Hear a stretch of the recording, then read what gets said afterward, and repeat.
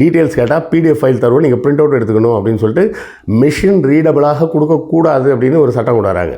அப்புறம் எலெக்ஷன் ப்ராசஸை ரெக்கார்ட் பண்ணுற அந்த வீடியோ ரெக்கார்டிங்கை 45 நாளில் டெலீட் பண்ணிடலாம். நல்லா கவனிச்சிங்க, 45 நாள்ன்றது எலெக்ஷன் ரிசல்ட் வந்த நாளில் இருந்து இல்லை, எலெக்ஷன் நடந்த நாளில் இருந்து 45 நாள். ஒரு சில இடங்களில் 60 நாள் கழிச்சு தான் கவுண்டிங்கே வரும்.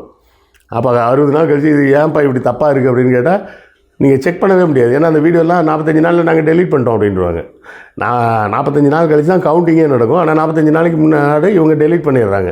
அப்போ எந்த இடத்துலையும் இவங்க இந்த எலெக்ஷன் ப்ராசஸில் பிஜேபி செய்யக்கூடிய பித்தலாட்டங்களை எதுவுமே யாருமே கண்டுபிடிக்கக்கூடாது அப்படின்றதுக்காகத்தான் இந்த வேலை. அப்போ நல்ல யோசிங்க, அவங்க நாட்டை இது ஏதோ எலெக்ஷன் ப்ராசஸில் நடக்கிற விஷயம் இல்லை.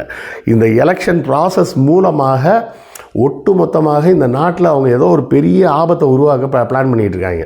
அதைத்தான் நாம் தெளிவாக புரிஞ்சுக்கணும். ஏன்னா